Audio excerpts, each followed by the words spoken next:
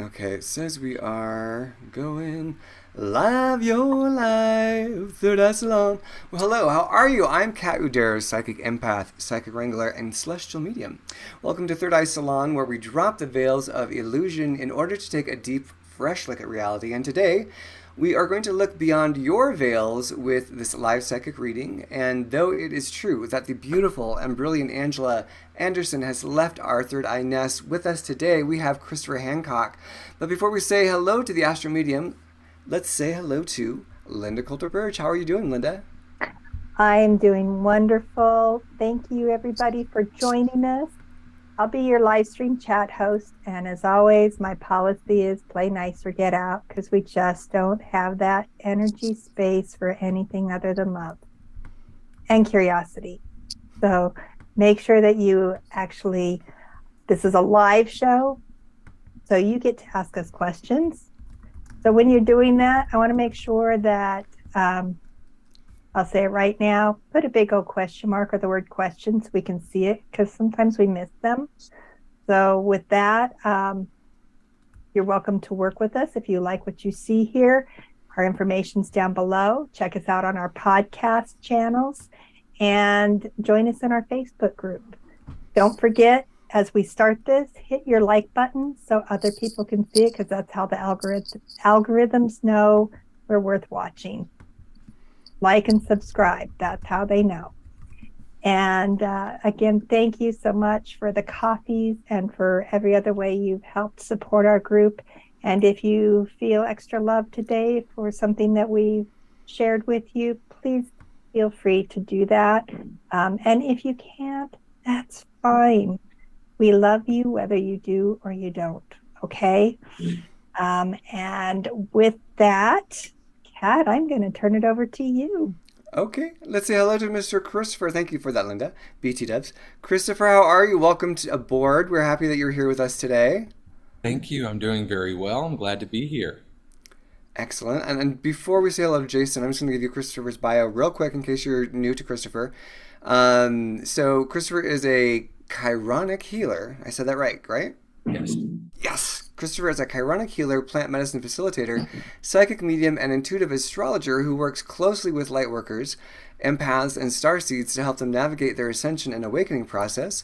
As a living embodiment of Chiron, the wounded healer, Christopher is passionate about assisting clients in activating their highest potential and reconnecting them back to their nature and their purpose.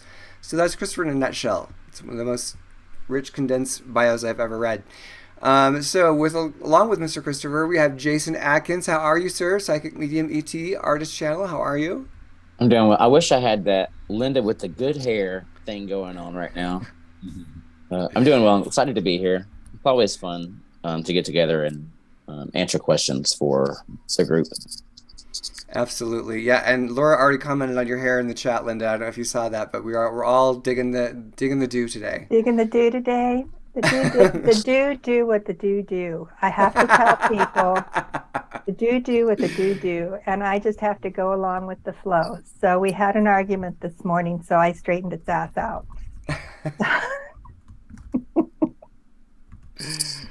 Excellent. So I've just dropped in questions into the chat, so people can start popping in questions if you have them. Oh, Laura is already Janie on the spot. So this is Laura Holland. She's one of our Canadian. She's just one of the most lovely people.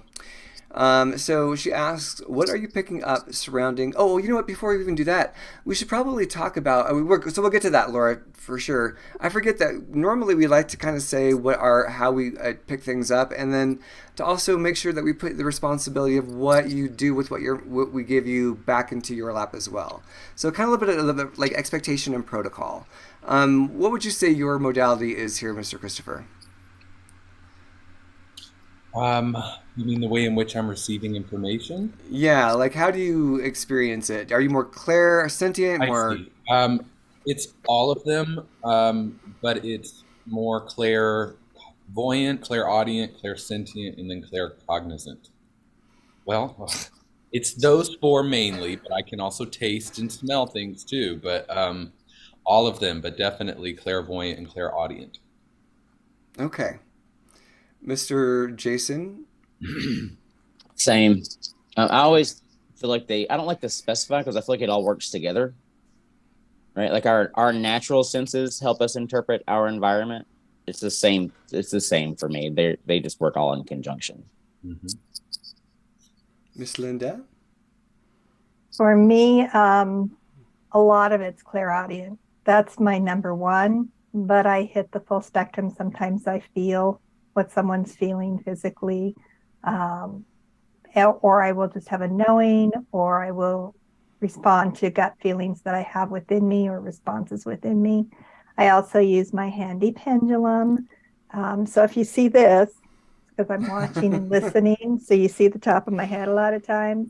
I'm not ignoring you. I'm watching the pendulum because I use that kind of as a dowsing rod for whether what you're saying is in alignment or not. And sometimes I will warn people, if you happen to see it, I keep it down lower now because sometimes what somebody's saying, I'll have a big no, but it's because I'm also asking a question at the same time. So it has nothing to do with what they're saying. So I don't want people to be confused by what they're seeing. Okay. And I also use cards sometimes as a method, a tool. Very nice. And she's also incredibly clairaudient. I will attest to that. Yes. And it's snarky sometimes. So yes. This morning, Kate. Case in point this morning. Case in point this morning. And my primary way, I feel like I'm very clairsentient. When I pick information up, I tend to feel it first, and then I will see it and get more information. But it's like I'm reaching out and feeling it energetically, and then it starts to unpack itself. Is how it tends to go. Sometimes I see things. Sometimes, again, it can be a mixture. But and sometimes I will hear things. I hear things in my head as opposed to outside of my head. But I'll hear anyway. That's always evolving and changing though, in terms of how it shows up. But that's I how we think do most it. people, not to interrupt, but I feel like I just want to jump in for a second. I feel like most people that have the clairaudient experiences, I mean, most of us hear it in our head, like in our head voice. You may every now and again hear the words, but like the perception is like, oh, I've got to hear it from here. But I always kind of say like the analogy of when you read a book, you know how you hear it, you're reading it, but you hear it in here. It's the same thing. Mm-hmm. And like I noticed that my verbiage will change. Like you'll hear me say, oh, it feels like this. Oh, or oh, I heard this, or oh, I see this. So it's a way of identifying how the energy is coming in. So if you're curious as to how you are receiving energy, pay attention to your verbiage, right? Like if you were going to explain it to someone, would you say, I heard this, I felt this, I know this, I saw this? That's a really good point, Jason. And I know that when Angela will hear something, she'll often turn and look behind her and do this. I will often either look past a person when I'm working with them, which you can't see so much on Zoom, or I'll turn to my right just slightly to pick it up. Mine tend to be external, or this booming goes straight into the top of my head. If it tends to be something more spirit, it tends to be back and behind, I've noticed. That is great. I think it's nice to understand how things work for you, because otherwise it can be a little bit overwhelming, a little bit bombarding. Or you're looking for it in the wrong way. It's like it's showing up for you in a different way. And it shifts for people. As you develop, it will shift. So as you grow your own abilities, it will shift. Yeah, absolutely. And then I guess the other statement just is always the disclaimer that, these sorts of readings are meant to be your empowerment piece. They're meant to affirm you in your own wisdom and your own path, and what you take away from it, what you do with it is up to you. And my experience is a lot of times, like my collective will point me in the right direction, and it won't always be that specific thing that's being said, but it's like it's in this area. We can get you to this area so you are in the right camp, and don't get attached to the detail, but move in that direction. So I would say to really tune into your own sense of what's being said to you and where you feel inspired to move, and what feels like that's not a fit for you. So And just also be open, because sometimes things are a fit later. We can also resist things that show up initially because it doesn't fit the narrative that we're telling ourselves. And it's important to be willing to be triggered a little bit, to the point of like, well, I didn't expect that. I wasn't, that's not what I thought I was going to hear today. And just be open to allowing it to bring forth maybe a message that you need, but you weren't mentally, so keen on. Does that make sense? Like your heart needed to hear it, maybe your mind not so happy about it. Okay. Any other thoughts before we get going and get our feet in the water? The more specific the question, the more specific the answer. Classic. Yes. Thank you for saying that. I'm gonna take a swig of water.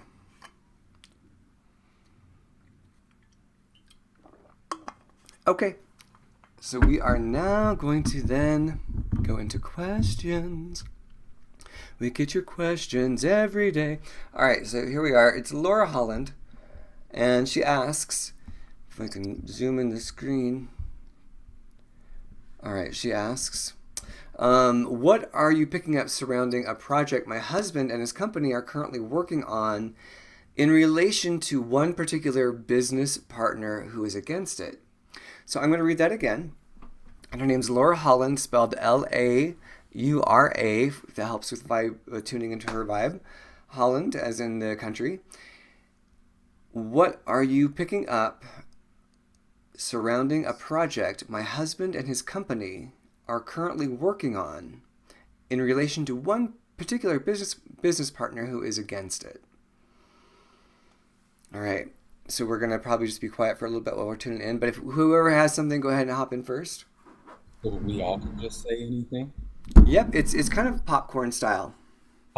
So the project is going to continue on, but the business partner is either at some point going to be bought out or not included in this exact.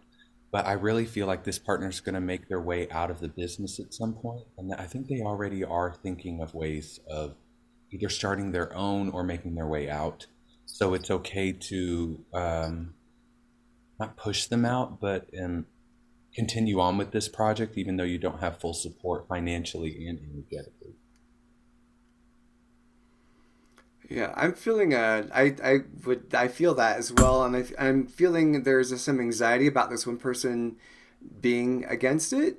And there's like a financial pullback, like, oh, we need everybody on board, or there's some concern around how he's doing, but he's actually going to move on to something else. It feels like there's something that's going to be a better fit for him, and to not give him so much power in terms of how he's behaving is what comes through.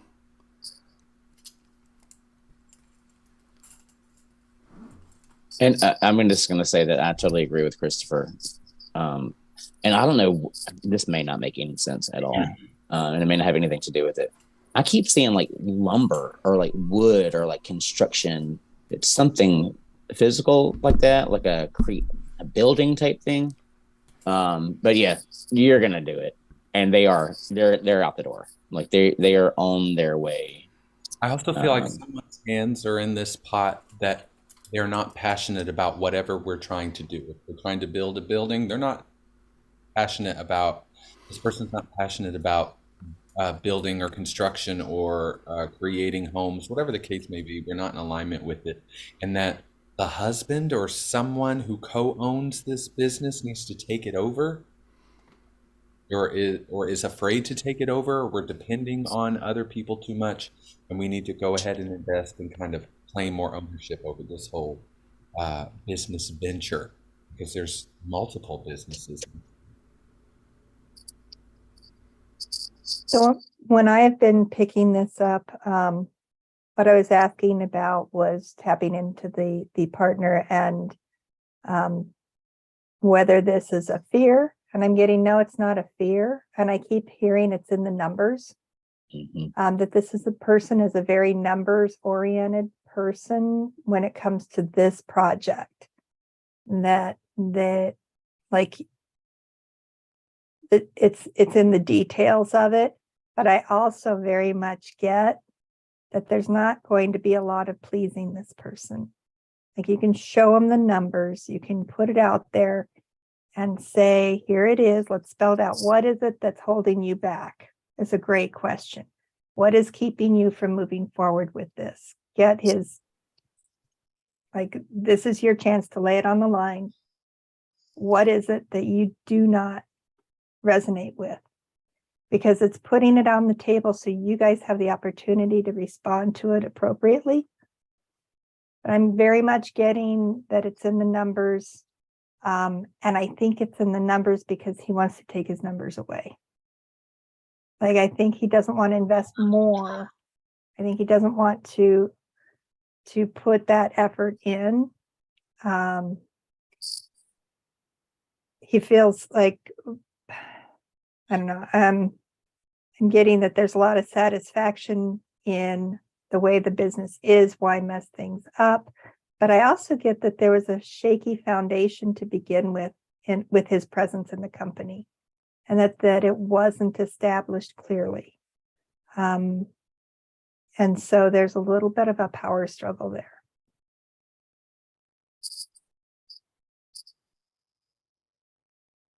Yeah.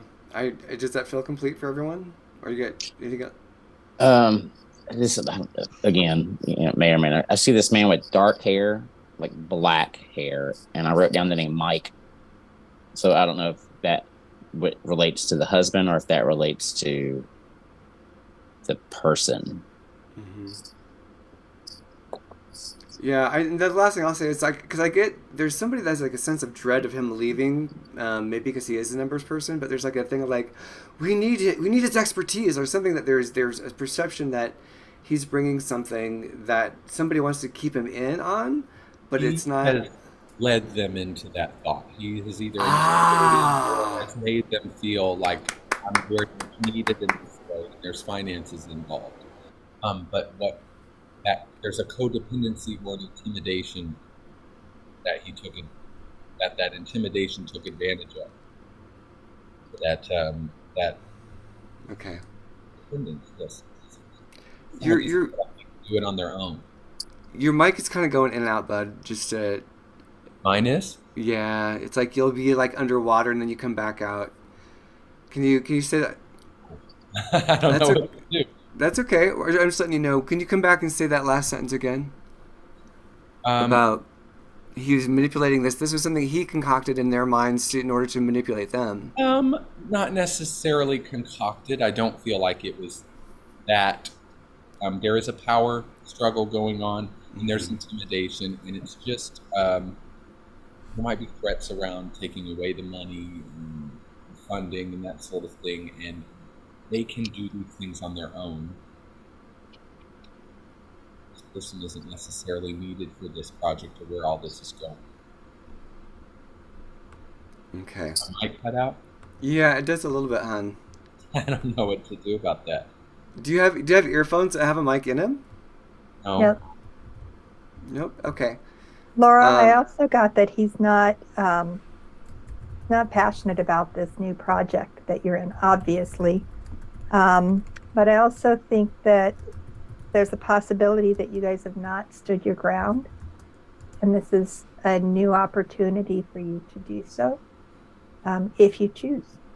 So listening to what he says, getting his input, I think that he still has something of value to say, but I also think that this could be a big turning point for the company. All right, I'm going to move forward unless there's any last offerings. Laura said, she did respond, she said 100% Chrystopher. And yep, so you already got some positive feedback on that. All right, so Eric is here. Hello, Eric. Leisha's here. Cecil is here. Samantha Jones. Christy Ray. Denise is here. Charlene Williams. Hello, Charlene. Awesome. Thank you, everyone, for being here. So let us pop down and say hello to Miss Samantha Jones, who asks, or Sam Jones, I have two intense events that are related to my newly discovered gifts. I'm not sure if I read too much into it or if it was real. One was during Kat's attunement a few days ago. Thank you. Oh, that's sweet. Okay, so I'll read that again. This is Samantha Jones, also goes by Sam Jones. I have two intense events that are related to my newly discovered gifts. I'm not sure if I've read too much into it or if it was real. One was during Kat's attunement a few days ago. So I'm a firm believer that if you are questioning it days later, that it happened. And I always say that intuition and imagination are like sisters, right? Like imagination can allow for the intuition to come or vice versa. So, I mean, I don't know I'm not going to be like, oh, this was the event. I don't know what happened. But if you're questioning it, then absolutely, I'm saying it was a real, you're having a real response to something that happened to you. I'm feeling this person's upper three chakras opening quite a bit, especially the throat and the third eye. And there's something about lightheadedness, dizziness, kind of feeling like perceiving things differently, and also seeing things actually out here, whether it's light, sparkles, things floating around in the air, beings, that sort of thing. This person also has starseed. We all do. This person has a very strong connection to a star race or beings, because I'm also seeing some type of input. This person also has channeling abilities, whoever asked this question. And so somebody's opening up about that as well. And there's a little fear around that too. This person can actually let people speak through them, and that might be scary. And this has already happened many times. So what I was picking up, I pulled some cards, so these may or may not make complete sense to you. But the first one's triumph. And for me, that is that, yes, indeed, Kat helped open some abilities up for you, helped to release some blocks. And what I've had is, it's up to you. I've got an upside down obstacles and challenges. So I want to say that as we grow in our abilities, we can shut them back down if they feel too big. We can create our own obstacles and challenges to stop that. So my suggestion as these things happen is to be an observation and description rather than definition. So defining it as right or wrong, labeling it, be an observation, feel how you felt, repeat, replicate. If it's an experience you want to experience, something you don't want to experience, again, be an observation of what you were at energetically, emotionally, when it happened. And start playing with that energy more. Because again, you do have some new abilities that you are going to start discovering. I also want to say that there's energies that are shifting in the lower part of the body, like digestion and hormonal area, as some of this stuff is opening up. And if there is like brain fog, or it feels like we're not able to keep track of time or remember things as well, and a lot of ear ringing, this can be very disorienting. What was this person's name? I'm so sorry. It's okay. It's Samantha Jones. Samantha Jones. Well, Samantha, you may feel a lot happening up here and some shifts happening down here, and this is temporary. This will go on for a few months. And I'm just tuning into the heart. That I'm all this feels really on point. Everything that's being said, and I'm tuning into the heart center because for me it felt like there was something where you finally were willing to receive something in your heart, which shifted. I feel like a shift over on the left side of my body. Something shifted open, and your heart opened. And when your heart opened, it was like, oh, the rest of us can get in now. Like we couldn't get in before because you were protecting yourself. There was a reactive protective stance. And so what I'm getting is there's a residual of that where there's a part of you that's like, but shouldn't I be protective? Like, but shouldn't I be turned off? Like, and it's like an old posture. Like the body wants to go into this old posture about defending yourself against opening up, and that's totally normal. Like I'm sorry, I have to just say that before I forget what you're saying now. Something is past life related or other life related is also coming up right now. Okay. And that's often how it works, is that we'll have something in this lifetime that we habitually do.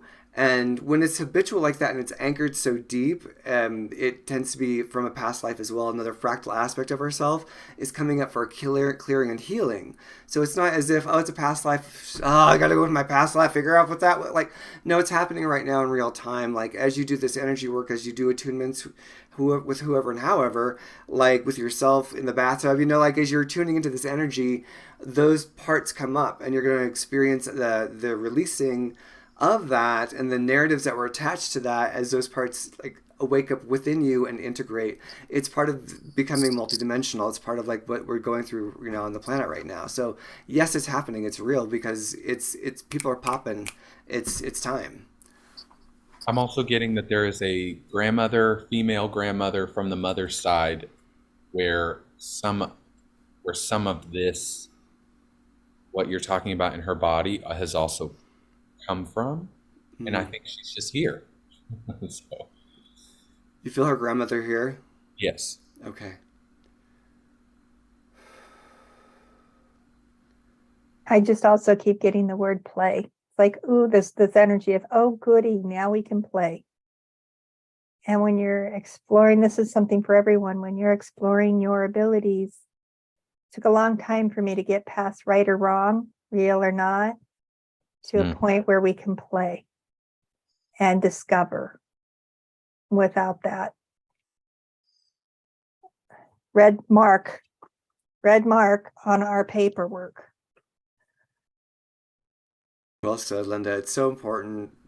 That's what I've been experiencing as well, where it's like, stop looking for up, down, left, right. Like tune in and be curious. And I think Lynda said be curious for years, and now I'm like finally getting the value of how important it is to be curious rather than correct. Like it doesn't matter if it's correct, be curious and just have a conversation. Like, are your friends correct? Is this a correct friendship? Or are you engaging? Are you having something organic that's happening? That sort of vibe. Any thoughts, closing thoughts for Ms. Samantha Jones? Feelings. Let's see. Light language. Samantha says, light language, I was able to say it as he was saying it exactly at the same time, unless I started thinking about it. So that's wild because that was over YouTube. There was nobody in the Zoom call, so she was able to say it with me as I was saying it. We were both channeling it simultaneously. Okay, I'm going to have to process that one for a minute. That hit my heart. An opening to her throat in her third eye. What's that? Which caused an opening to her throat in her third eye. Oh. Okay. Wow. Okay. Oh, another compliment. Sissel says, lovely to see you all. And Lynda, you look beautiful with the hair down. I think we have a vote going on. Hair up, hair down. Okay, guys, I'll try. It's just, yeah, I'll talk to it. She has to beat it into submission, and sometimes the hair wins. Yeah. Eric says, hi, tribe. And so here's Leisha's question. Leisha Howland. So this is Leisha Howland, Litia Howland. She asks, would love to know when I get to have my energy back, want to feel vibrant again. So Leisha Howland. She needs to be looking into heavy metal detox, and I don't know if she's had viruses or these are things I've dealt with before, but she's got some lots of heavy metals in the system, and I would recommend a lot of physical detox, which will trigger a lot of energetic detox. They're also saying she's done a lot of things to try to help this, but we just need to keep going because we haven't quite gone in the direction that we need to go down. This is very physical as much as there's energetic stuff going on as well. Yeah, I feel like a stagnation in the kidneys and my back right kidney area.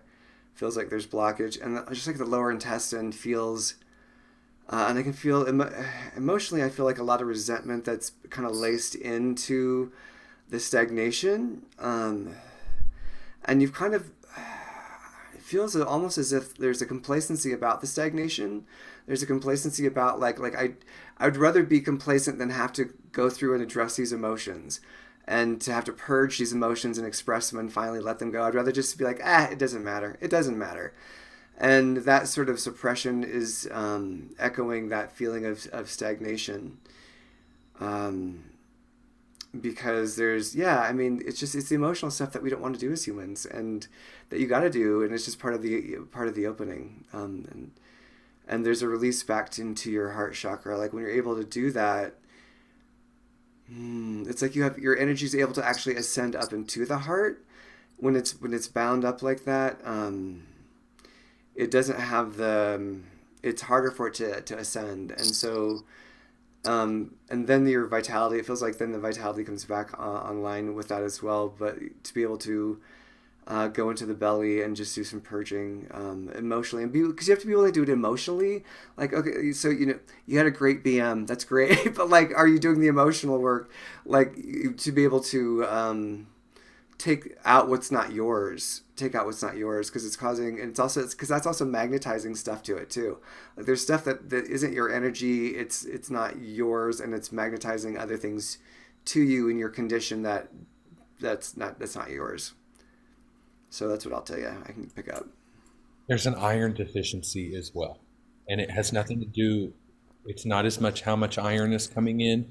The body is not holding on to iron or retaining it. I don't know what that, but that might be affecting your temperature and your body temperature levels as well. Oh, because you feel like you're in cold easily? Okay. I'm not sure. Okay. So I was like getting so many different things simultaneously. It's like, no wonder you're frustrated and tired. But one of them is part of that exhaustion that you're feeling, giving yourself the even if stop fighting the tiredness enough to rest. Like let yourself rest, because that's part of the recovery. And I do get toxicity, and I get maybe even more than that. What's the word? Inflammation. Thank you, Kat. Yeah, thanks for reading my mind. I'm feeling it in the belly with you. Yeah. Inflammation. So dealing with the inflammation, whether that be through, and I have a feeling you've done these things of going through food sensitivities and stuff. I think you've gotten this whole gamut before, and that's why you're very tired of it. But there's also things that are shifting in our bodies, so that when we if we're exposed to something, whether we feel it or not, such as viruses going around, it can create inflammation in our bodies that are residual. So making sure that we do the things that help reduce that inflammation within our body is going to be really important. And part of that is rest. And the other part is twofold. Taking care of what's inflaming you, taking care of, and heavy metals, I think, is part of it. And lack of nutrients is part of it. You might even want to have one of the hair tests to find out what minerals you're lacking. But the other part is, like, I think you've been ignoring what your passion, reigniting your passion in conjunction with taking care of yourself. You haven't felt good enough to really and I'm hearing rediscover your passion, because it may not be quite in alignment with what it was before. So thinking about that and see if there are ways to just sit back and be in observance and what else is possible. What am I not doing that would feel really good right now? Maybe that's a nap. Maybe that's going for a walk. But start listening to that. Start listening to the food that goes in. Live in that realm. I'm also seeing something black or very dark, and this is not energy. I don't know if it's if those are just heavy metals or if there's mold exposure of some kind. So, but those can all, like, Yeah. the mold feeds viruses and the heavy metals feed the viruses. I mean, all of that can possibly coincide. That's a lot. Mm-hmm. But I'm also seeing something like that we may have been exposed to, or that we need to get a dehumidifier. There might be simple things like that that will cause a domino effect out of this dark place. I got the word. Go ahead. Well, and I hate to say this because I don't know how YouTube works with certain words, but when Chrystopher was talking about like the heavy metals, like they were like, oh, after the jab, right? Like after I got the jab, like this started happening, right? There's also, and tying to what Lynda was saying, I feel like you're all just stealing my answers. I'm gonna have to start talking first. No, I'm just kidding. But there certain energetic frequencies, when they originate from certain places, have different sensitivities, right? So Kat and Lynda, you were talking about like kind of the gut health. Chrystopher's talking about like this, the heavy metals in the system. Like, I feel like juicing could be a viable option. So if there is a deficiency of any type of nutrients that can help kind of alleviate, but it almost feels like, and this is not to say this is good or bad, but I feel like it's a reaction to pandemic stuff. Yeah, and blueberries are a great way to get blueberries are great for detoxing heavy metals. There's a guy, an author named Anthony Medical Medium. Thank you, Anthony William. And he goes all into. You can find him on YouTube. He'll talk about juicing for days if you want to get into that. Celery is also is the new Jesus, basically, when it comes to healing your body. Anything else that we got to say? Yeah, I have one last thing. Yeah, no. Laura, if you want to reach out to me, I don't product push, but there is definitely, I keep getting it over and over again. There's a product that I helped use to recover when I lost my immune system. And I have started taking it again because I chose to do the jab, because I also cannot bring anything back home or it could kill my husband literally. So I have to make my immune system high. Huh? Is this a vibropathic or something that I don't know, you could say that it's blessed, but it's got more than just herbs, or there's an energy. What I'm using? Well? Yes. So if it has herbs, I mean, it has an energy implanted in it, or it's like, vibropathics are infused with energy, or they're blessed as well as whatever's going on in them. Some of them are just water. So because I kept hearing that as well. Okay, so should I just, Kat, should I say what it is? Yeah. We're not. This is not a sponsored video. I'll put it in our Facebook group. Okay. Yeah. I don't make money off of it. It is just something that has helped me twice in my life. You did. And it'd be okay if you did. It would be okay if you did. I know, it would be okay. And maybe I should see if there's a link that I can provide that it would. Yeah. Exactly. This is really funny. It went out of my life, and when I decided I needed it in my life again, I couldn't find it where I used to find it. And then I found it in one of those MLMs that I get my oils from. I was like, oh, cool, here it is. So anyway, it's called I-26. And you can't use it if you're allergic to eggs, because it is eggs, ground up eggs. Oh. But the way it was explained to me a gazillion years ago is that they basically expose chickens to World War III and viruses and all kinds of shit. And it doesn't affect the birds, but the bird's immune system creates the antigens and antibodies and cofactors to save their babies, which are the eggs. You eat the eggs, it's like a smorgasbord for your immune system. It both turns it on and helps shut it off because it has adaptogens that can help, just like our bodies, determine what we need. So, yeah, that I started on it again a couple months ago because I was having a lot of symptoms and that I really couldn't explain. And those symptoms have gone away. So there you go. Very good. So yeah, if you want to drop that link in the chatty poo, that'd be awesome. I've never heard of this before, so that's exciting. Thank you. Yeah. I mean, it's like $50 a month, something like that.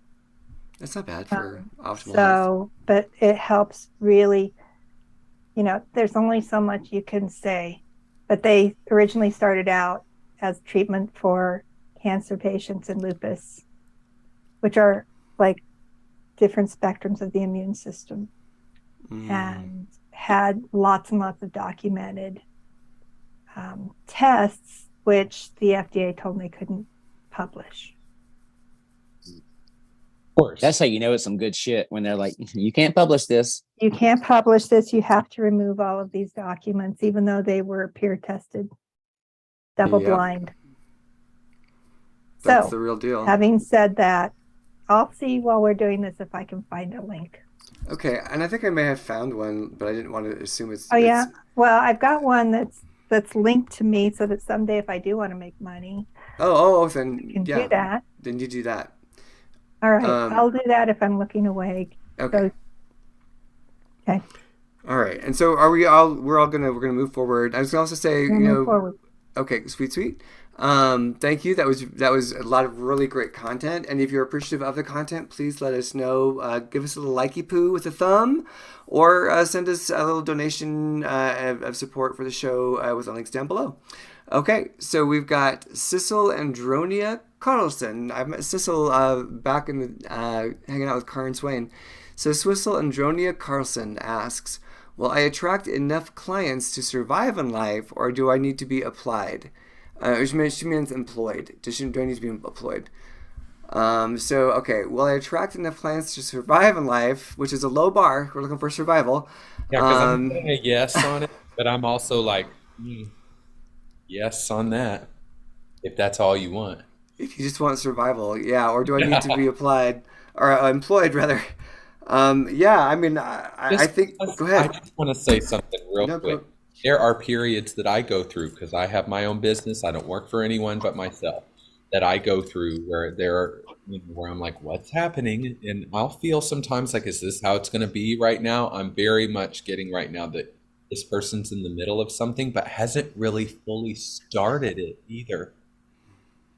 Once I quit my job of 10 years as a corporate executive and decided to go do this, and it just keeps working out. But there have been many, many, many times that I didn't think it was going to, or wasn't sure, or was nervous, and I just did it anyway. There's something we haven't done yet. She's trying to raise a child that is still in the womb. That gave me the chill bumps. What he's saying, it just kind of gave me the chill bumps. It's like,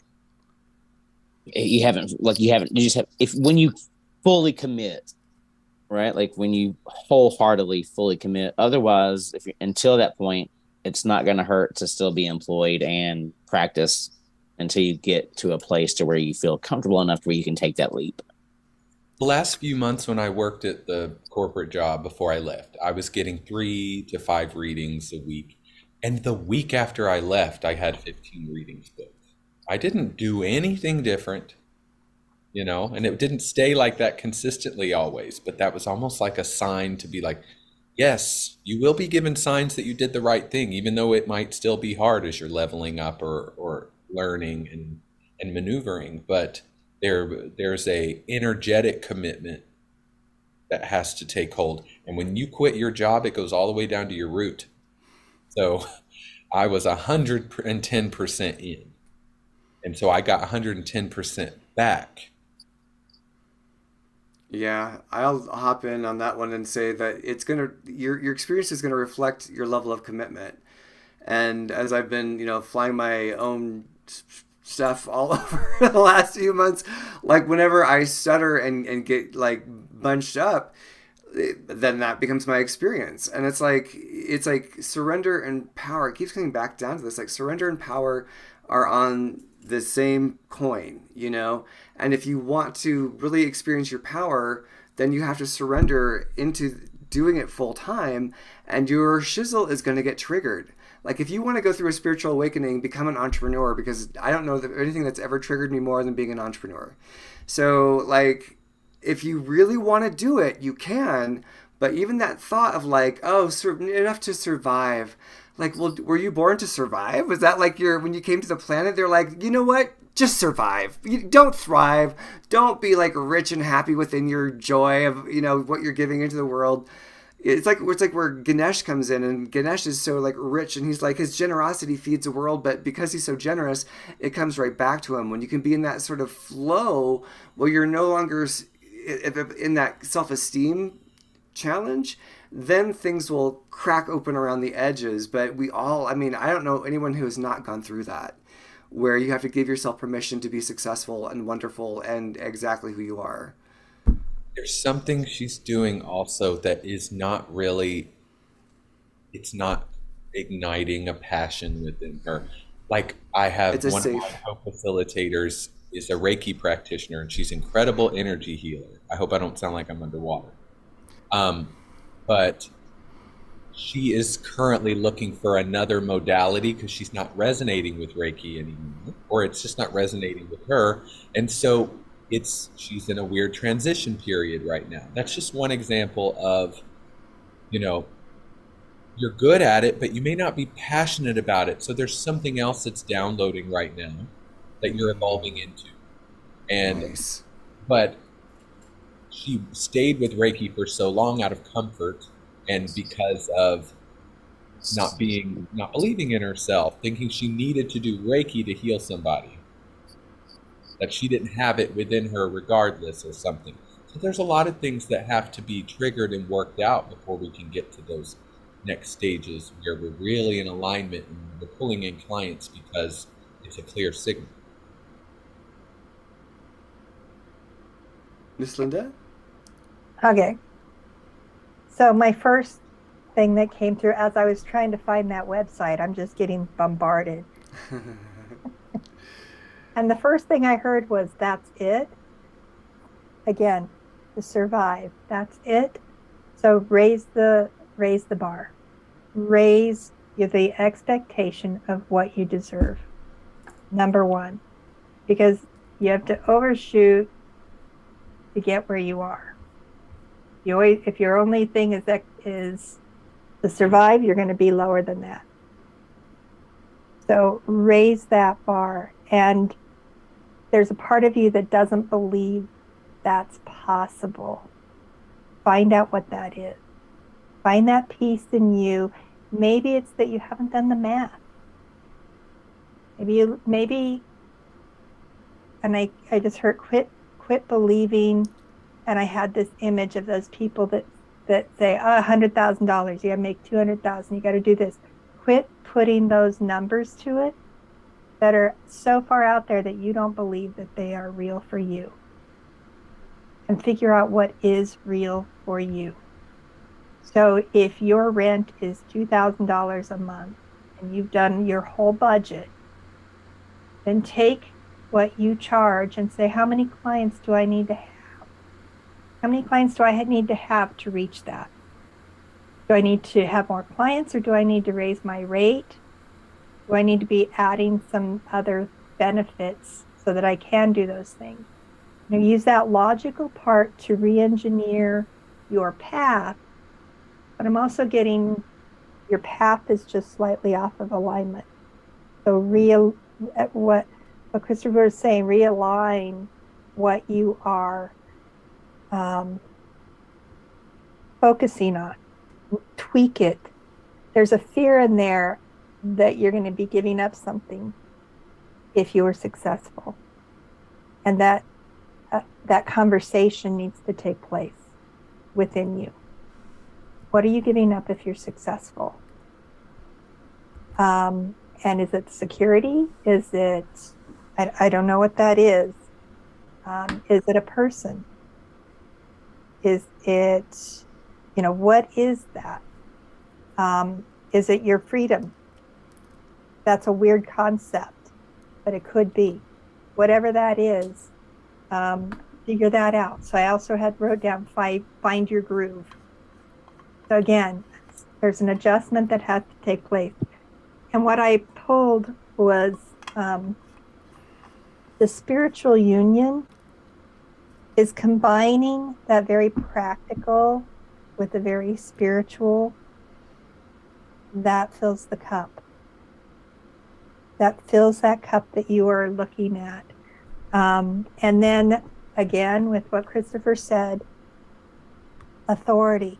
When you step into this, you step into it with authority of what you are choosing to experience and how you're choosing to experience your new life. So Cecil has hands folded emoji, the thank you emoji, and says wow. So I think you hit something there, Miss Lynda. Any other thoughts before we move on? Yeah, I do. I want to say this too. Yeah. There is something also, and this is just in general with anybody that does this type of work. I fully understand wanting to make it accessible to the many, right? Like it shouldn't just be something that's accessible to someone that can pay, $700-800 for an hour. So there is something about making it accessible to people, but there's also something about not undervaluing yourself. There are certain countries in the world that if it doesn't cost an arm and a leg, they don't value it. They say, oh, it's trash because it's so cheap. So just don't undervalue yourself. And if you are in that struggle of, but I want it to be open to everybody, then you know what? Once a month or whatever, offer a discount or a referral code or something, but don't undervalue yourself, because it is absolutely an energy exchange that has to take place. And if you are undervaluing your own energy that you're exchanging, what do you expect to get back? Right? Like you're only going to get back the minimum. So just don't undervalue yourself.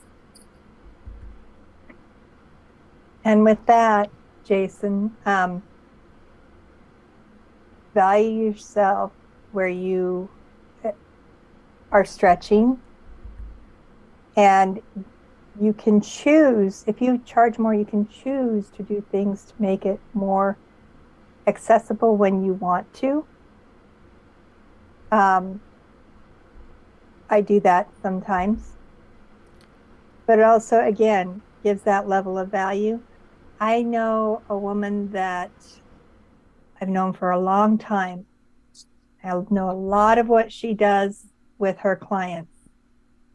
So I asked her one day what she charges, because I was thinking of, I'd like to see what she does a little bit more clearly rather than at this top level. But I know really clearly in a lot of ways that we do nearly identical things with our clients. She charges $4,000 an hour. Damn. I wanted Get to it, girl. that was not in my zone. That's not the clientele I wanted. That's not who I want to help. And I completely rejected that level. That's who she wants as her clients. So the other part of that is determine who you want your clients to be. Yeah. My friend was saying that to me just yesterday. It was like, these are the basics. You've really got to narrow down into your clients. But we are at the top of the hour, and I want to keep us moving forward so we can get some more questions in since we only have 1 hour left. Now, speaking of questions, Christy Ray asks 3 questions.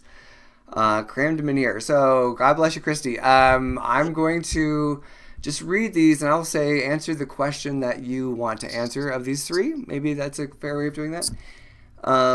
So Christy Ray, she asks, should I pursue the business I'm wanting to start? Should we pursue our move? And here's a big one. How hands-on should I be pushing my husband to go back to the doctor, or is it too late? I heard yes, very. Yes to the first question, yes to the second question, and very much so to the last one. Very much so that's too late, or very much be getting to the doctor? Push. Very much push. Pushing to the doctor. Okay. Chrystopher? Yes to the first question, and the job. I can't remember what the second one was, but I actually got the last question. I got to leave him alone, even though it may. I think it has to do with the way the question was asked. How hands-on should I be pushing my husband to go to the doctor, or is it too late? And so maybe it's the idea of pushing that feels wrong. Yes, and it's. I also don't feel like it's too late. Whatever that means. Mm-hmm.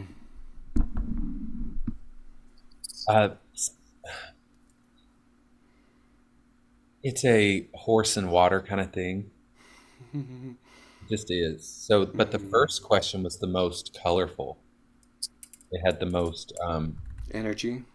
Also, it feels like a move will be involved or will be necessary for whatever business she's trying to start to flourish or get better. Because she's also going to be working some from home or have a home office or need the home situation to change for the business to really work better, or that it will work better once that's changed. It's interesting. Go ahead, Lynda. So I got yes on business, and I'm going to change your verbiage when you're asking questions. Should is somebody telling you what to do? And what you really want, and there's some judgment in there, versus is it in my highest good? Because we always want, is it in my highest good? That's what we're really asking. Is it in my highest good to start my new business? And when I asked it that way, I got yes. When I asked, is it in your highest good to move, all I keep getting is circle. And so the circle is dependent on something else. And it can be dependent on whether you modify your home to be able to accomplish whatever it is that you're wanting to accomplish. But I'm also getting the move tied with your husband and his help. So that's coming up, yes, again. And again, the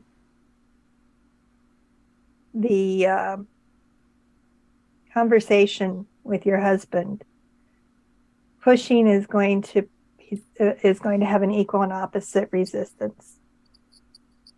Trust me. I know this one.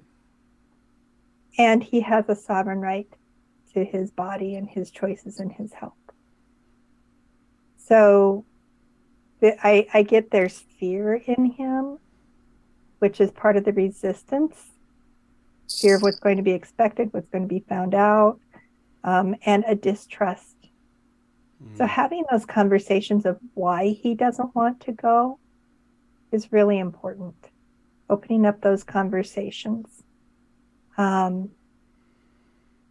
Because ultimately, you have to meet him where he wants to be. And he may choose that, fine, I'm done. That's not where he's at, but I'm just using that as an extreme, right? And so how can you support him for his highest good while still supporting yourself for your highest good would be something I would have you contemplate on. And don't forget you have a whole team out there to support you. I also keep seeing very vividly what looks like a beach house or a home on a lake, or it really looks like a beach, and the patio doors open, and there's like we're literally living on the beach. I don't know if you all are wanting to move to a more destination spot or to have a beach home or something like that, but it's very vivid. So it actually feels like we're moving. If we move, we need to move somewhere different climate that is better for what the next stage in our life is what I'm hearing. I'll hop in and say it because it feels like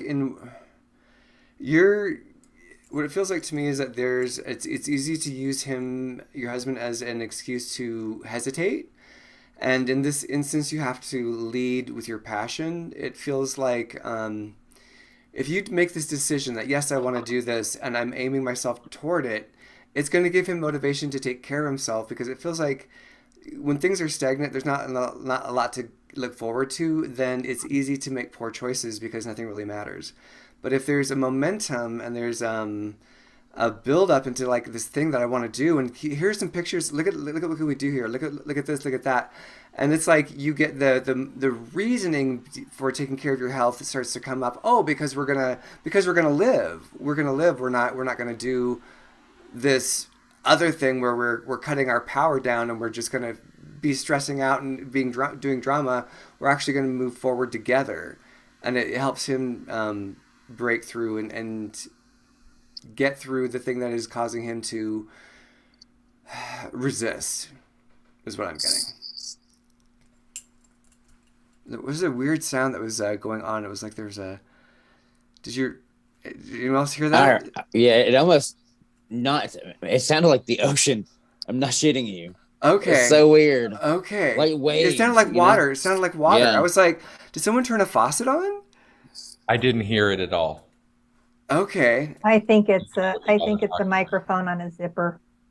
Oh, you think it's a... Well, then it's the Lord's way of reaffirming.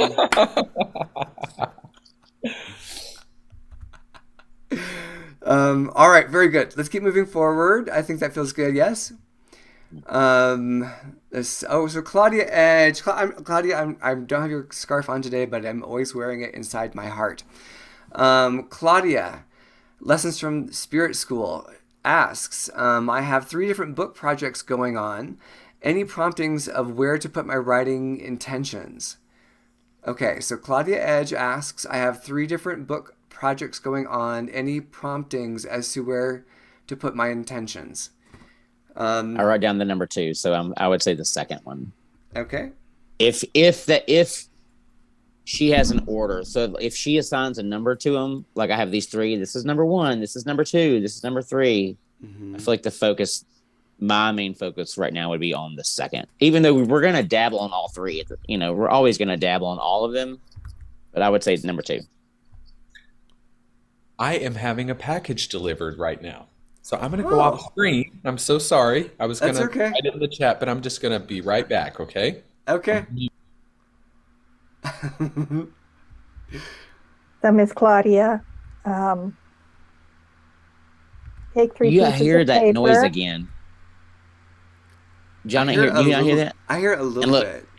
It is not. Yeah, it's not you. You're right. It's not. Now I hear it. It's Jesus. Okay. Do you guys hear it? Say yes in the chat if you hear it. Okay, Claudia. So write your book titles or what they're about or something to indicate each book. Flip it on on cards of some sort. Use, good old thick paper so that you can't see what's on it. Throw it in behind your back and flip them and do everything you can so that you don't see or have an idea of what they are. Have somebody else do it even better. Lay them out and let your intuition reach for the one that is calling to you. It's a good idea. Because you're good at that.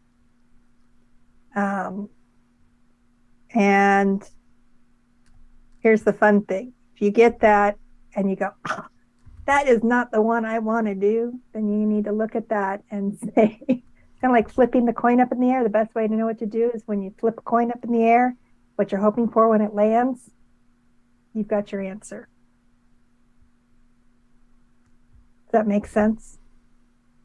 So those are two methods. And I feel like there's a book. Do you want me to read the question again, Chrystopher? I'm going to get a water real quick, but yes. You are high maintenance today. What is going on? All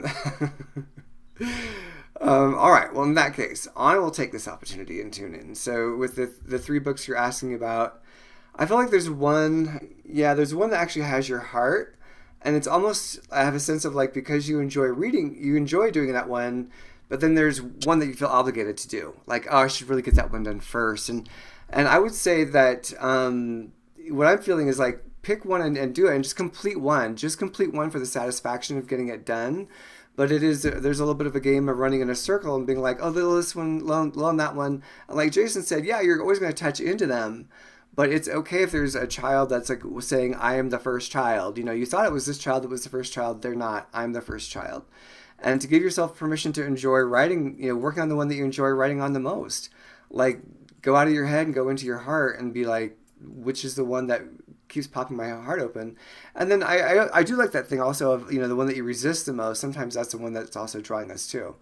And we can be resisting it because we don't think, oh, well, I shouldn't be putting time into it. It's just for fun. It's just for pleasure. So then we find that we're resisting the thing that we really want to be doing. All right, Mr. Chrystopher, do you want me to repeat that? Well, no. It's right. funny you say that because the whole time as we've talked about this, even the first time when the question was posed, it was very much to me that there was some type of series or some type of connection between these books, or that there will be a series of books, and that the information, there's a lot of information, there's a lot of details. What is missing is what is needed at this time is the inner child. So you keep talking about, you said the word child, someone said something about the heart. I just kept seeing like artwork, like there needs to be more fun, but I'm trying not to be so cliche. The inner child has been speaking through you during the course of this, but we've not allowed that to fully come out and play. And so where they need to go next is like all the information is there, but now we need to decorate it. We need to make it fun, and it doesn't have to be. I also keep seeing workbooks. That's not the right word. It doesn't look like a book that I don't know. It looks more paperback. Oh gosh, I don't know how to describe it. It doesn't look like a book that's hardcover and you would read it like a normal novel. It feels like the way my human design book is. It's a coloring book. Kind of has the way a coloring book would be, or a workbook would be if you were learning astrology or something. It's not like you're reading Harry Potter or Twilight or something. They're bigger. They're bendy. I don't know. I wish I had better words for all of this. I can feel it. I'm looking at every book like that. I also got an image for you, Claudia. Picture each book completed in its entirety at its highest. This is not a biography. This is something like I bought this to learn too. Okay, so but there could even be places where there's journal prompts or writing or something like that is what I'm seeing. Interactive, yes. As you were saying, Lynda? I'm sorry. Oh, no, that's totally okay. Okay. I'm ADD. I can do lots of things. I can change channels with the best of them, baby. Returning back to our original program. Picture each book completed and perfect. Picture each one of them. You will see a light around the one to be worked on when you picture those. You will feel it. You will resonate with the one to work on when you picture them completed.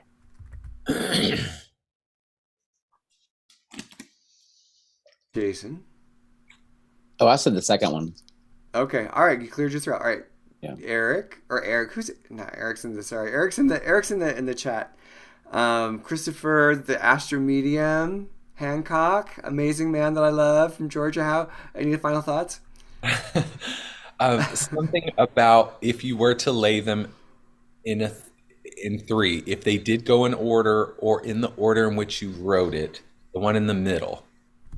Ding, that's what Jason was saying too. Yep. Boom. All right. Boom, chakalaka, boom. We're gonna move on. All right. So,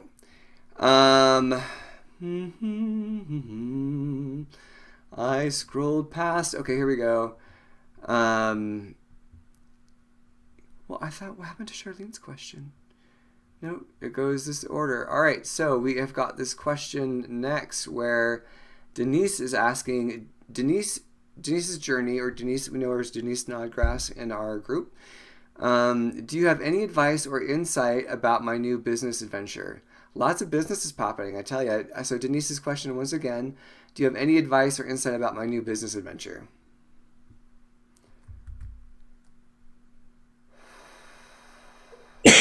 Excuse me. I'm seeing lots of papers, lots of writing. I don't know, lots of teaching, designing courses or materials, working with clients, and there's a lot of preparation that don't cut corners, I'm hearing. But there's a lot of preparation and knowledge that needs to come first, or that you are still moving through before this business can really, or you can truly own it energetically and physically. Yeah, on that, I'll There's a lot of knowledge that it takes to do whatever you're doing, and a lot of organization, and just make sure you have everything organized. And I was hearing similar to that was pull back, slow down. Like there's a lot of excitement, so there's some momentum, but it's kind of like putting the cart before the horse. That old chestnut. So it's a little bit of like, okay, slow down, and plan and plant. Like it's like plant things. What are the seeds that you're planting, and you're making a path. So I think that really mirrors what Mr. Chrystopher was saying. It's like, it's good. It's got a lot of good energy. I felt this rush of energy come through, but then it was like this purple and red energy rushed through. But it was like, okay, so slow down, come back. Yeah, my human needs some time to store all of this information. Even though I know I want to be a neurosurgeon, I now have to learn to become that. Even though I may have suddenly downloaded that this is it for me, but I'm also seeing that. A lot of what this person's going to be doing in her business that she may not enjoy doing, she's going to have to do. Ain't that the way? So that falls in line with what I was getting. So my first was creating that business foundation, doing the shit none of us like to do. Is really important, and get, that grounding. So I had, your sacral chakra, again, upside down. To me, that just means needs more attention. That foundation to your business needs more attention. And I kept hearing legal. So make sure you have everything set up. It's a lot harder to do later than it is at the beginning. Do all of your stuff that you need to do. You don't have to be good at it. I'll come to that. Because I'm also getting, there's accelerated motion that needs to be hampered a bit.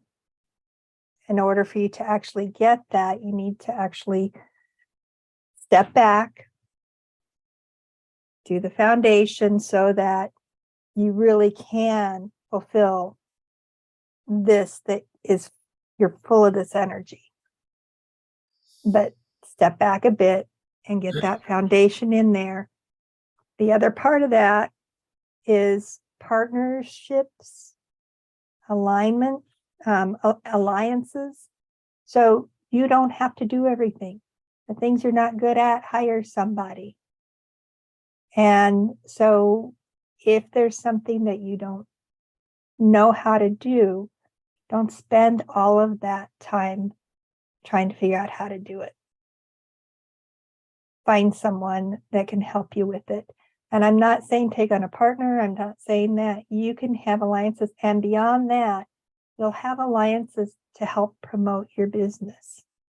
So keep that in your peripheral vision all the time. Like, find those centers of influence for you, the people you can co-create with, the people you can create alliances with to help promote your business. And that'll bring much more into your business much easier. But the first part is getting that foundation. All right. And I know Denise, so it's hard sometimes to disassociate stuff when you know the person. But I will say this: it does feel like there are, because I know some of the things that she's already done, some of the steps that she's already taken. I do feel like there are changes. So what is happening right now is not the final form, right? Like, there are still changes that are going to be taking, like, it's going to be an evolving process. But then I also want to make reference to, I really feel like I've got this frog in my throat, so to speak, like this clog of energy, like right here. So it almost makes me want to say, be mindful of like the promises or from other people, or there's something about that, like whether it's verbal contract type stuff or communication with others, there's something to be mindful of there. Not necessarily like be leery of, but it feels like there is there's a caution sign with verbal, like with this verbal exchange or this verbal interaction that I feel like I need to bring up. There's just a lot of paperwork. I don't know if these are courses or if these are things I'm typing out for my business, or if these are contracts, but there's lots of papers, just lines of words. And I mean, there's just a lot laying around, and it feels overwhelming. Yeah. And it does feel like a step in the right direction, though. Ultimately, right, to get her where she wants to be. Yes. It does feel, but that's what it feels. It feels like a stepping stone. So I did get a really strong double C confirmation with what Jason was saying about people and their word and promises, and like, get it in writing. That's again, paperwork, putting it, being very clear on intent and very clear on stepping into any agreements with extreme, I want to say caution, but I do want to say caution, and that don't count your chickens before they're hatched, right? Make sure that if somebody's going to commit to something, it's very, very clear what the expectations are and what they're committing to. And same goes for you. Poop-poop-be-doo. Okay, we're going to pop off to the next one. Thank you. I think that was really good. That was very thorough. It's like getting a full body massage from 4 people. A full life massage. Happy ending. No, yes.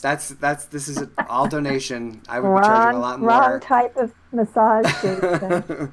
Oh, Jason, how could you? There are other types of massages? God, Jason Adkins. All right, moving on. Eric Unger, former guest Eric Unger in Austria, he's got a hard dilemma. Go to the Himalayas or go to the ocean next? Hashtag not jealous. All right, so Eric Unger asks, go to the Himalayas or go to the ocean next? I'm hearing ocean. Same. I got ocean. It was like ocean. Himalayan was a no, ocean was a yes. Yeah, there's like a wave, like there's a pull, a wave was pulling me over there. It's interesting. And I'm going to be the oddball that says the Himalaya. I feel like there's something. I would say Himalayas. It's his Yeti family. I don't know. It just feels like, when you think of the Himalayas, you think of like these. I don't know. I think of like these monks somewhere hidden up in the hills and like people going on these spiritual journeys. Like it feels like, so whether that means I'm interpreting as there's this spiritual thing that he's searching for, and that's why I want to say the Himalayas. The ocean is going to be way more fun because it's not going to be fucking freezing. What he's looking for and what many people need right now is less ashram, less spaceship, less guru, more fish, dolphin, crab, nature, sand, negative ions. He's seeking something, but it's actually in the quieter places than where in those mystic, mysterious mountains of the Himalayas. There will be a time for that. But right now, it's not about learning more. It's about integrating what's already been learned, which you can do just staring off into the horizon at the beach, but also where you're going and the kind of beach that you're being attracted to also is not that far off from going to the Himalayas. This would be like a totally different part of the world than what we would associate, like a Florida beach or something. It doesn't look like that. Yeah, it looks more... Go ahead. White sand. Go ahead, Kat. I would say it feels more primal. Like there's big palm trees. There's like, it's out and away. Go ahead. So I was hearing there's grounding and being versus doing. And the Himalayans feel very much like doing, seeking. When again, that ion, grounding, going deep. And I also heard timing. I think there's a better time for you to go to the Himalayas, weather-wise, everything. I think there is a reason that it's not now. There was a reason that it was eat, pray, love, not pray, eat, love, or love, pray, eat. It goes in that way. Okay? Sometimes there is a breaking down and a preparation that she went through in that movie that she didn't expect, but there was a reason one came first and it led into that love experience. She had to be deconditioned first. She had to teach herself to feel pleasure again by just eating and being human, and it progressed and evolved into, then she went to India, and then she went into deep prayer and put in the work in after she experienced the pleasure of life. And that's when the two came together. So I just think you've downloaded a whole story and just trying to pick which chapter goes first. Did you watch Eric's show by any chance? Did you? I'm sure you didn't. Did you watch our show with Eric? Oh, you're all. I have not. Yeah, you're reading him so well because we have kind of an inside scoop on him. So it's really, really good. I can confirm that you're like. Got it. So this is somebody who's been on the show before. Mm-hmm. That's what you said by guest earlier. Yes. Gotcha. All right, I think that's good. Unless anyone has final thoughts. Oh, going once, going twice. Here we go. So I'm just gonna read this, and this is Detlef Reckenwald. And so Detlef Reckenwald asks, I helped before many people. Since I received in my daydream an ancient name, everything stopped. Can you help me, please? So I think there's just a little bit of a different language going on there on that sentence structure. Detlef Reckenwald. I helped before many people. I helped before many people. Since I received in my daydream an ancient name, everything stopped. Can you help me, please? So there's two things I'm seeing here about um, like helping people in another time, in another place, another life, but also having some type of ability or being able to help people here in some way.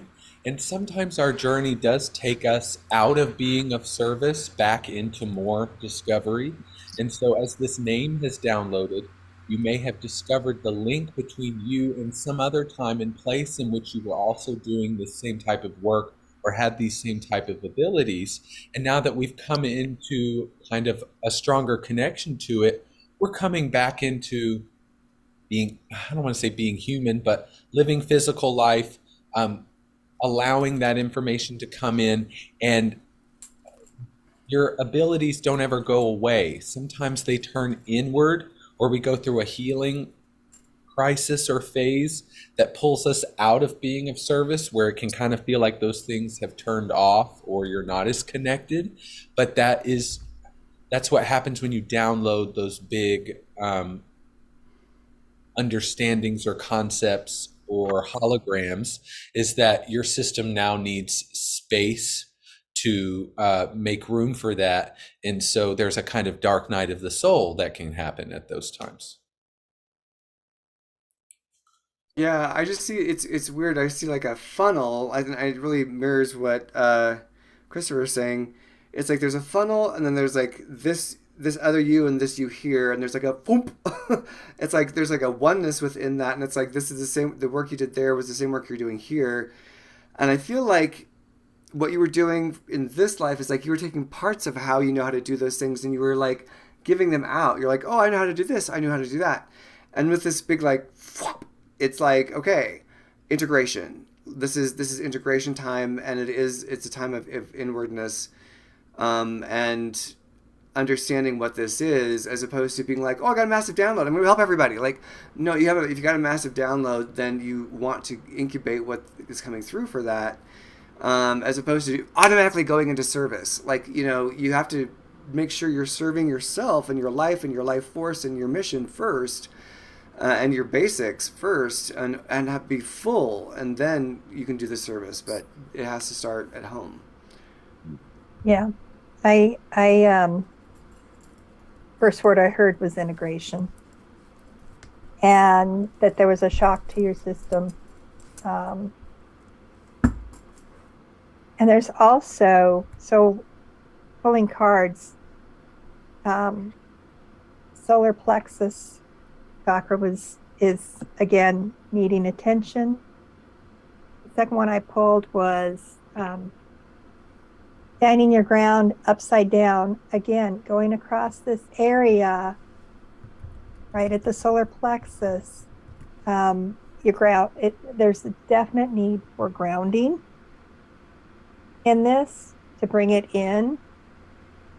Last one, base chakra, again it was upside down. That grounding, bringing that back in, and letting it integrate, giving yourself time. This time is about, we've gone through a time of seeking. This is a time of integrating, of bringing those abilities into our now. And when I asked for final clarity, what I saw was this triumph, but the message I got was, there's a before, there's an after, and there's a you. You are that blade. And that is the pulling those into the now, so that you can create your future. But it's really important to be in the now, and to be still, and to allow that integration, and stop trying to be what you were. That's in the past. You have a new future coming. I also want to say very quickly, they're showing me a lot of Egyptian imagery and some type of Egyptian hieroglyph of someone that was very, very, very tall. I don't know what that means or who that was, but this hieroglyph, whoever this is very tall. So to look into Egyptian culture, and I don't know what this means, as if like whoever this was, you may have been a part of this being in some way, and I don't think they were totally human. So some of this may be hard to integrate, and to also work with the spirit or the medicine blue lotus flower, blue lotus flower. Jason, did you? Oh, go ahead, Just Lynda. a FYI, double C confirmation on everything Chrystopher just said. Okay. I mean, you've all pretty much said the same thing, but I will say this also. I'm going to add.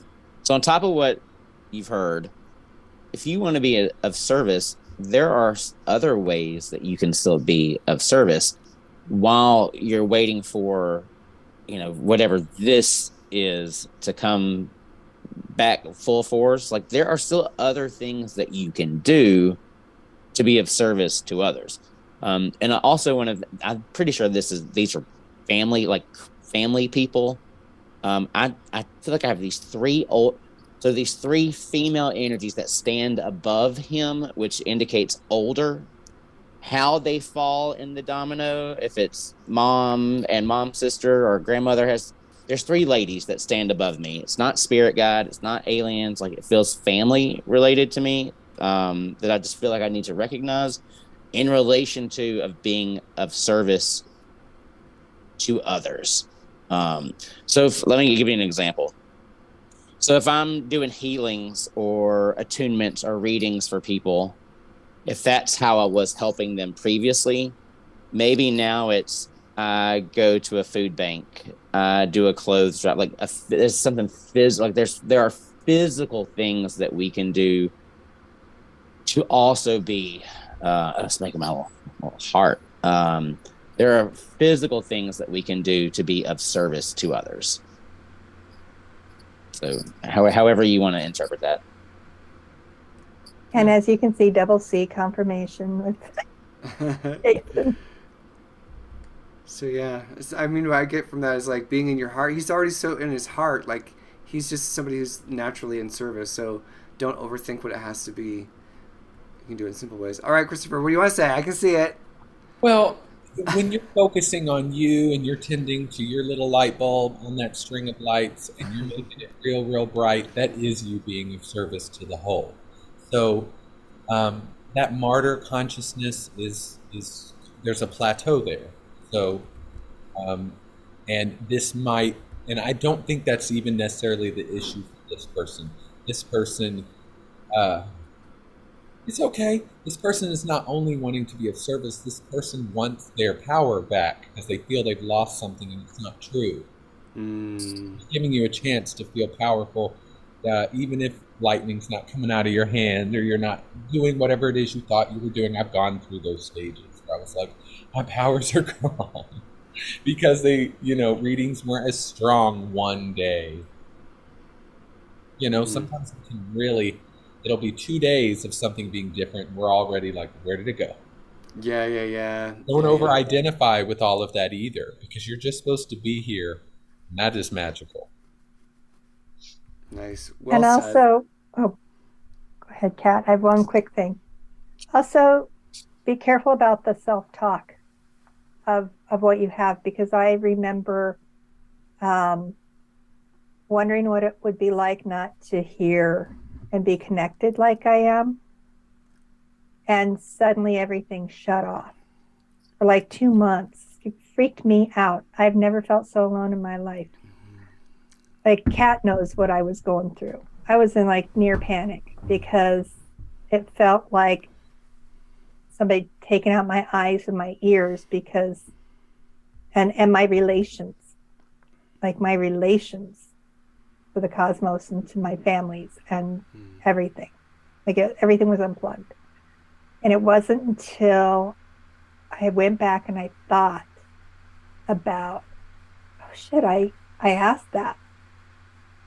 I'm the one that created that. I said, I wonder what it's like. Okay, I know what it's like. I don't like it. I want it back. And like that, it was back. So think about your self-talk as well. I needed to go through that because I needed to understand. Like I walked around thinking everybody feels this, everybody sees this, everybody senses these things. Now there's a different level and a different gradient, and I needed to understand where people were at different levels from completely being detached. So think of the lessons that you're learning in this. Okay, very good. Next we have Angie. Oh, Angie, here's the question. It's ever the universal question. Hey, may I please get insight into the man I will marry? Thank you. That Rolling Stones song comes on for me. Angie. All right. May I please get insight to the man I will marry?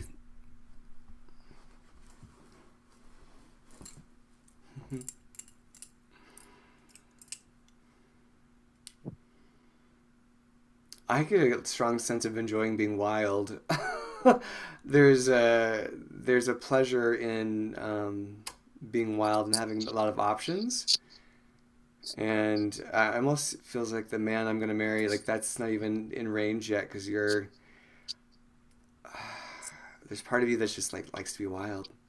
It's like, yeah, settle down, and this other part is really strong, like likes adventure, and there's a belief that you can't have both, perhaps.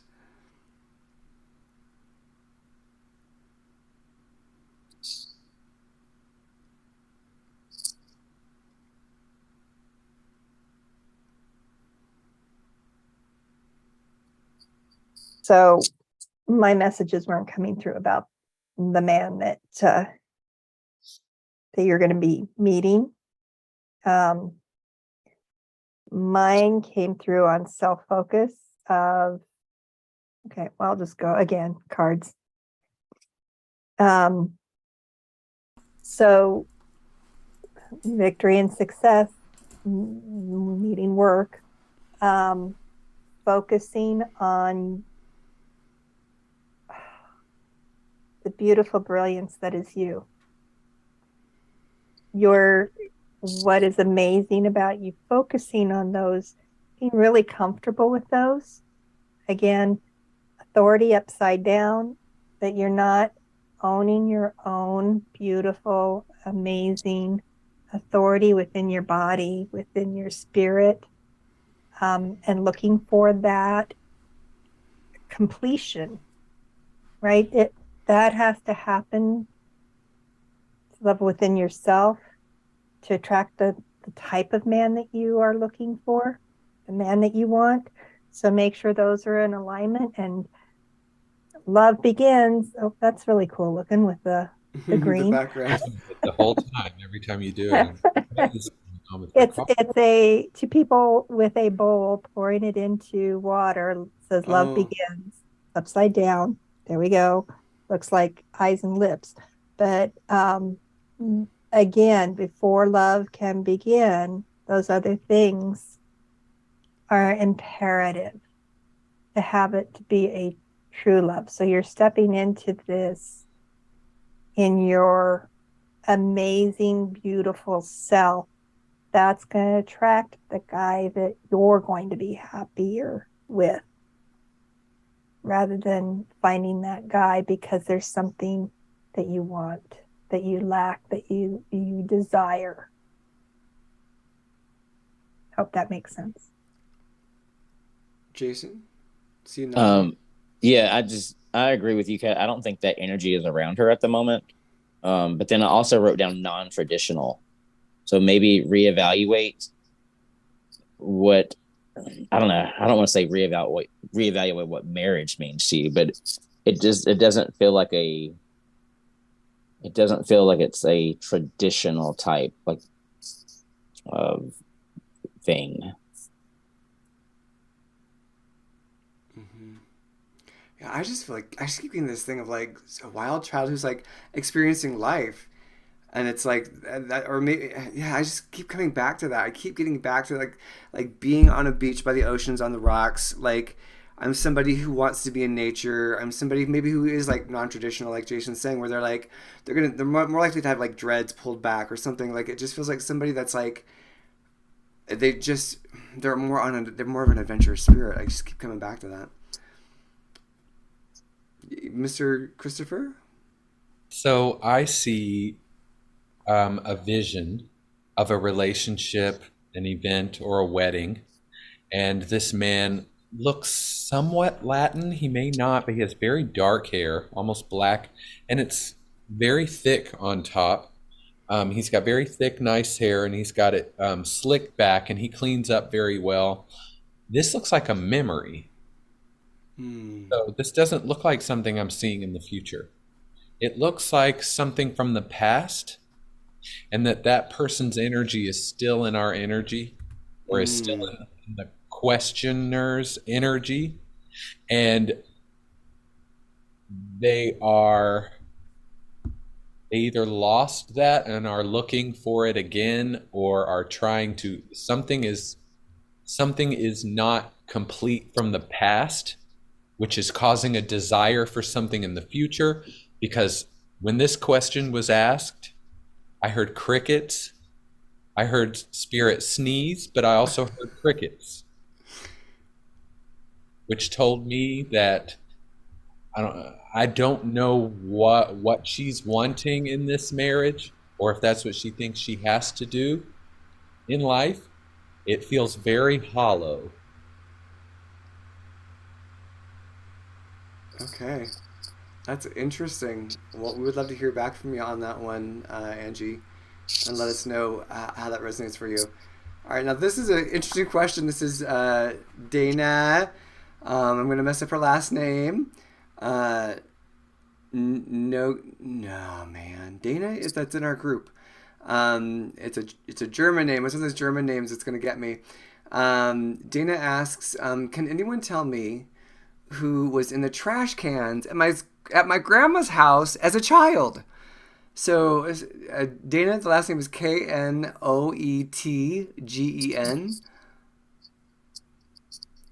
Nogan, Dana Nogan. Can anyone tell me who was in the trash cans at my grandma's house as a child? That just cracks me Oscar up. the Grouch. Oscar the Grouch.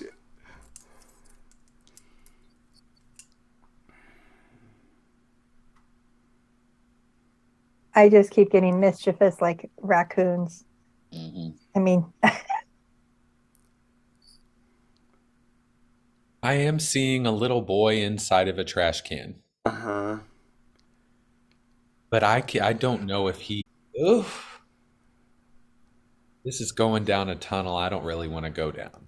Oh no, okay. I got a little boy too. I thought maybe it was her brother, but it wasn't a brother. It was, but it did say little It boy. feels like somebody.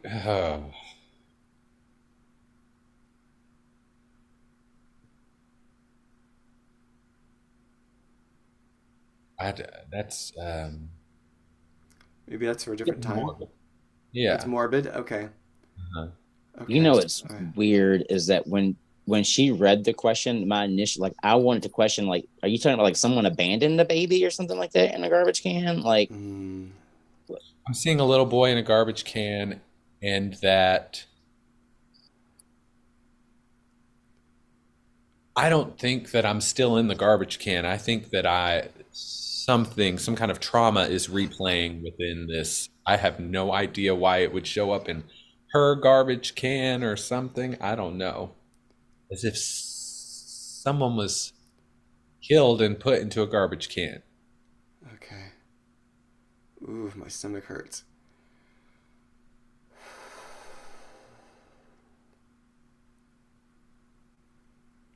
Hmm.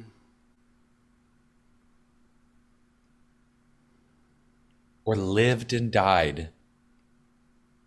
Like, like I was living in a garbage can and I died in there or something. I'm found in this garbage can. Hmm.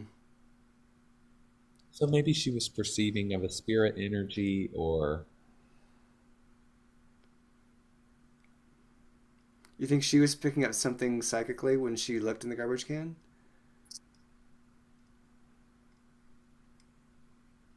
yes, or I don't know if she even looked in the garbage can, if there was just like she noticed someone in there or something. I don't know. Interesting. It's interesting. I still get a mischievous vibe with that, and I'm wondering if that's if you're right, if that's the personality of the child. Yeah, could be. Yeah. Getting the word punishment, something felt like a punishment. There was a punishment. Yeah, I'm sitting in this large garbage can and I'm laying off to the side of it. I'm sitting up like I am now, and my head's this way. And I look like I'm sleeping. Whoa, whoa. That's a lot to tune into.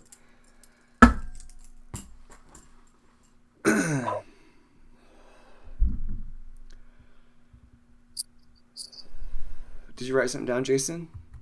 I'm just doodling. I Okay. feel like I'm hiding from my dad, or I'm hiding from some man, and I'm going and hiding in the garbage can. Maybe it's real cold outside and I've been out there all night. Okay. Something like that. And then this could have happened in the 40s, and then in the 60s or 70s, some little girls playing, and there's an experience of like something being in there, or um, only because you're almost picking up on the memory of it too. Not that there's a spirit saying, I'm going to replay this until you find my killer and please release No. me from No. Yeah, I'm getting just, I wherever they heard came up residual with in the energy. 90s. So, Sorry. yeah. Yeah, I just heard residual energy. So I agree, Christopher. Oh, okay. Well, we're gonna do one final question. This is a light question. Like I would have loved to have heard from that person. Like, So what? Dana, let us know, and let us know in the Third Eye Salon Facebook group. We'll plug the Facebook group, and let us know what your thoughts, or in the chat here if you're still on.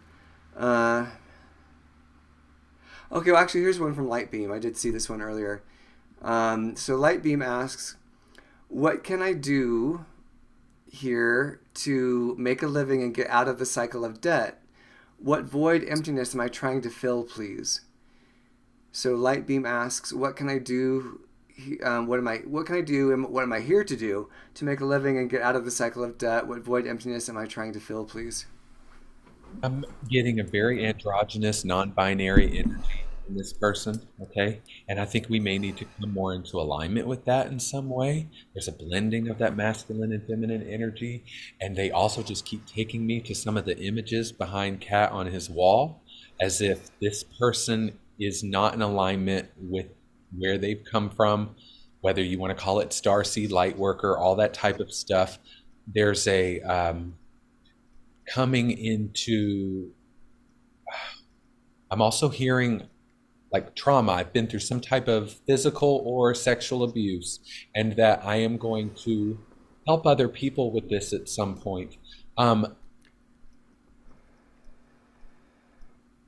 also hearing start over. There will be kind of like a death and rebirth, or we're in the middle of starting over again in a new direction. You may have to go to school, yes. Oh yeah, But it's not a traditional type of school. Mhm. And so you can do that your own way. There are different ways that you can do that. But you don't have to. I'm having a conversation with them right now, and there's a lot of like, but how do I go to school? We don't need to talk about all that right now. Yeah. You know, I'm just giving you examples of how that can go.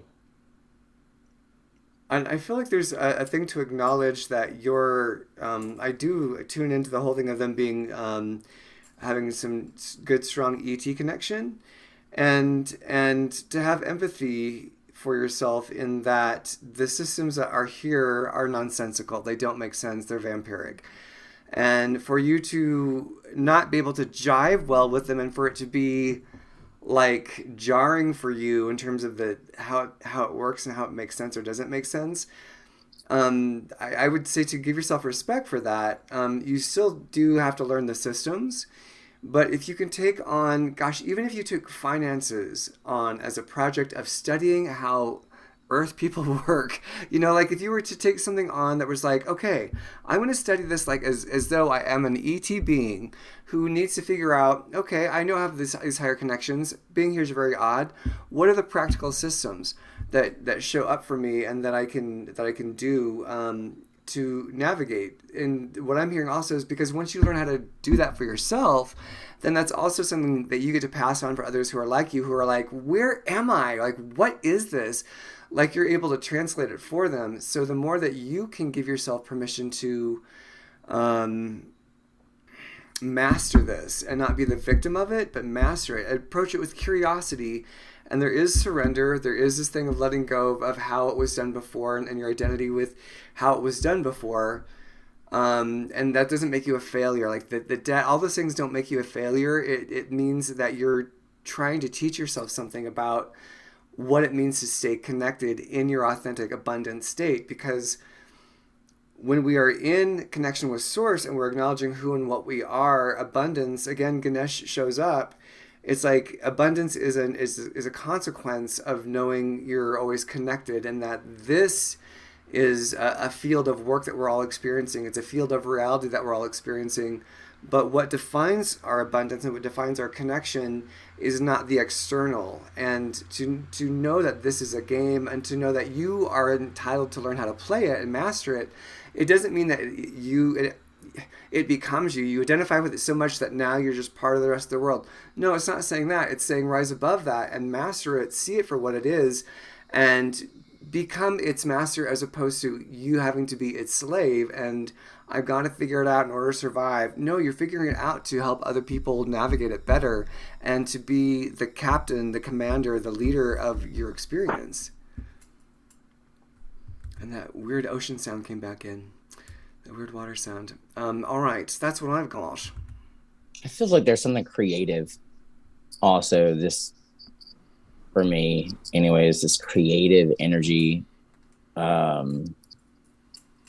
I mean, I know that's kind of vague and can be so many different things.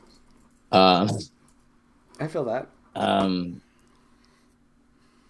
What is that? I don't, so, okay, it's not, I'm not talking about like art, in the sense of I'm drawing on paper, but there's something, I don't know why I want to do this. I feel like there's this creative path. I don't know. What I feel something creative though. It looks like a caduceus kind of kundalini kind of thing going on, but it also feels like we're holding a lot of masculine and feminine energies separate within us, and then there needs to be we're going to bring those back together. There's some type of pangender, non-binary, sexual, I don't know what this is. There's something that we're still coming into alignment with or discovering that will allow that purpose to settle in, because it can't, because it's trying to run parallel channels when they're supposed to be one channel. There's a split or a duality or a binary, a 0 and 1, and we're trying to bring it back into something within you. There's kind of a two-spirit energy. Two-spirit. Where someone is male and female in one body. I cannot call myself two-spirit because I'm not Native American, but I am. All right, we are at the top of the hour. Lynda, did you have a thing? Not with that one, but I did a got a micro thing? going down. So, Julie, your answer, no, but micro tweak. So no full on continue, but find the ways to tweak. Light beacon. I don't often get this, but if you want to reach out to me, I'll do a 30-minute session with you to help you figure that one, get you on that path. Okay. Carmen, let them choose. My mother came to me 2 weeks after she passed. So it's there, let them choose when they show up. And Barbarella, both, there and visits. There. Speed dating of answers. If I missed someone, I'm very sorry. Oh, that was great. Thank you for fast forwarding through your crystal ball and giving those messages out to the people. Thank you. So if we did miss your message, we have all of our information down below, so you can work with any one of us. Chrystopher, I have in there your discount for 2023 for Third Eye Salon. Does that still apply, or should I take that code out? Well, I can make that active right after this. Okay. So, yes. All right. So that's very generous. He's got a 50% off code for working with Chrystopher. That is down below. It's a link. And then, yeah, all of our stuff is down there. And I guess we'll just kind of all go around and say what we're grateful for. Maybe we'll do it that way this time. Jason, what you grateful for in the session today? I'm grateful for all of you. That was the easy one. It's true. I enjoy spending my time with you. It was nice to have. It was really nice to have Chrystopher. I should have typed a question into the chat and been like, "Hey, answer this for me." So you could have got a reading. Wait, what's this new question? I don't know, but I feel like I want to think of one though. Next time, I'm going to come prepared. We logged into somebody else. Miss Lynda, what are you grateful for? I'm grateful for the connection that I'm really feeling with everyone, because I'm like each question, I'm feeling everyone tapping into it and sharing in that curiosity for each person. So I just appreciate that we're making these ongoing connections with each other at a different level. That makes sense. Yeah. Deeper, richer. Mr. Chrystopher? Richer. I'm very grateful to be a guest on the show and to share space with everyone here. Thank you all for having me. Yeah, it's been a pleasure. I am grateful for all of you as well, and it's nice to sync up with everybody in this way, and have information come through, and it's a pleasure and a blessing to sync our channels, I guess is kind of the best way I can say it, and be able to expand the energy that's coming through and clarify it and do this as a gift of our way of saying that we love our community and that we're here for you. So speaking of which, please do check out our links down below. Go ahead and join our Facebook group if you do Facebook. And next week we are going to have, you know what? Actually, and let me look at my calendar. I've got... Lynda, could you get your viola out and play for the people while I get my calendar? Ooh.